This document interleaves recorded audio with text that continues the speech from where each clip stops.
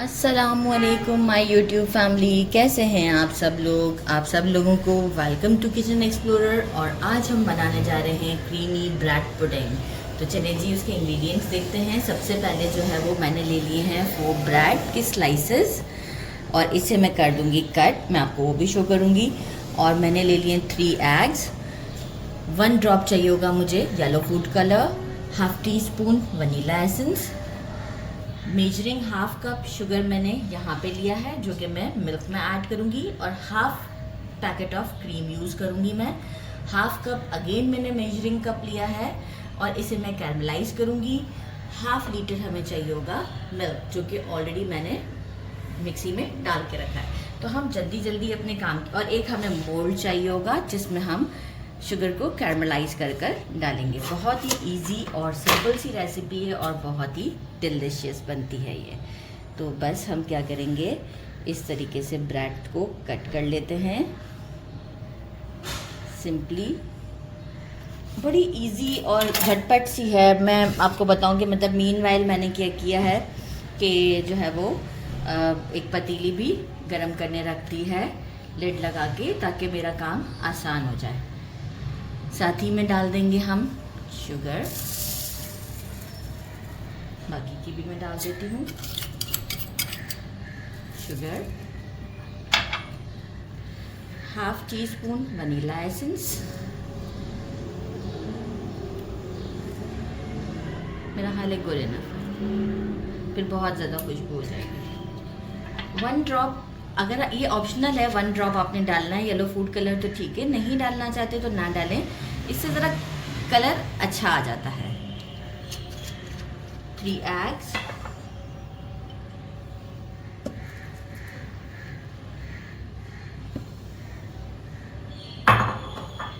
Half packet of cream, this is it right. अब हम इसे अच्छे से ब्लेंड करते हैं और फिर आपको बताते हैं सीव की मदद से हम इसे छानेंगे। हम इसे सीव की मदद से अच्छे से छान लेते हैं।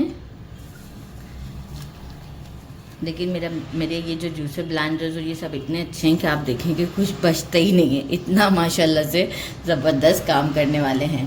तो बस अब ये हम कर देते हैं साइड पर और हम शुगर को करते हैं कैरमलाइज और फिर हम इसे सबोल करते हैं। कब जो शुगर था बिल्कुल स्लो फ्लेम पर मैं इसे बिल्कुल कुछ नहीं डाला, सब शुगर ही मैंने पॉट में डाला हुआ है और जस्ट स्टर करती रहूँगी। एक मोमेंट आएगा कि ये पिघलना शुरू हो जाएगी, इसके बाद पे लाइट गोल्डन सा शेड आएगा तो मैंने मोल्ड रखा हुआ है। मैं साथ ही में इसके अंदर साथ ही रखिएगा क्योंकि फ़ौरन से कड़क हो जाती है, और मैं इसके अंदर से स्प्रेड कर दूँगी। तो मैं आपको वो भी प्रोसेस शो करूँगी, लेकिन हम इसके वेट करते हैं थोड़ा सा गोल्डन टच बढ़ाने पर। ये देखें इस तरह का गोल्डन सा शेड आ चुका हुआ है, आप देख सकते हैं। इसे मैं अब मोल्ड में निकाल, क्योंकि ज़्यादा डार्कर करने जाएंगे तो शेड जो है वो ख़राब हो जाएगा। मैं मोल्ड में से मोल्ड यहीं रख लेते हैं और आपको शो कर देते हैं। मोल्ड में से अच्छे से डाल देते हैं और फ़ौरन से इसे फैला लेते हैं। और इसे अगर आप चाहें तो फ़ौरन से डीप फ्रीज़र में रख दें ताकि जो है वो जल्दी से ये एक क्रिस्टल फॉर्म में आ जाएगी।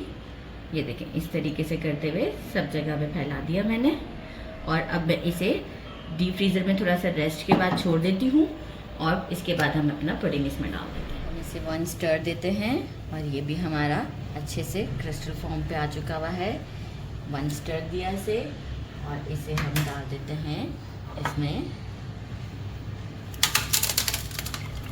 अच्छा, आवाज़ जो है वो शुगर की ही है, कैरमलाइज होने की है, तो परेशानी की कोई बात नहीं है।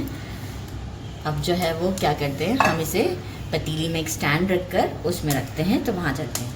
पतीली को पहले से ही गर्म कर दिया था और अंदर एक स्टैंड रख दिया है और इसके ऊपर कवर लगाना ज़रूरी है। जैसे कि मैंने लगाया है एल्युमिनियम फॉइल, तो आप भी ऐसे एल्युमिनियम फॉइल लगा दीजिएगा, अच्छे से कवर कर दीजिएगा। इसके बाद हम इस पे लगा देंगे लेड और 30 मिनट्स के बाद हम इसे मीडियम फ्लेम पर हम इसे चलने देंगे। 30 मिनट्स के बाद हम इसे, अगर आप चाहें तो स्लो फ्लेम पे भी कर सकते हैं, मैं मीडियम से थोड़ा स्लो पे चला रही हूँ 30 मिनट्स, और इसके बाद हम इसे देखेंगे। देखिए मुझे इसके 30 मिनट्स हो चुके हैं कंप्लीट, और मैंने स्टोव बंद करके थोड़ी देर के लिए छोड़ दिया था ताकि मुझे उठाने में आसानी हो। और अब मैं इसे रूम टेम्परेचर पर ले आती हूँ और फ्रिज में मैं इसे 2 आवर्स के लिए ठंडा कर देती हूँ। इसके बाद मैं आपको शो करूँगी। 2 आवर्स हो चुकी हैं मुझे इसे फ्रिज में ठंडा करते हुए, और जो है वो अब आप इसे, मैं इसे क्या करूँगी, डायरेक्ट ऐसे नहीं फ्लिप करूँगी, इस तरीके से करते हुए आप देख रहे एजेस से मैं इसे पहले थोड़ा सा अलग कर दूँगी ताकि जो है वो आसानी से ये मुझसे निकल जाए। तो वैसे तो ये आसानी से ही हो रहा है, इस वक्त भी आप देख सकते हैं।